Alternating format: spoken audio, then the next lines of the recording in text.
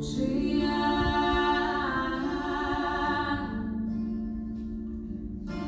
Час великий настав, загорелся пожар, зазвенели палацом в оконнице, сход огнями пробил тяжкий мур черных хмар, заглянуло к нам границы солнца, солнца.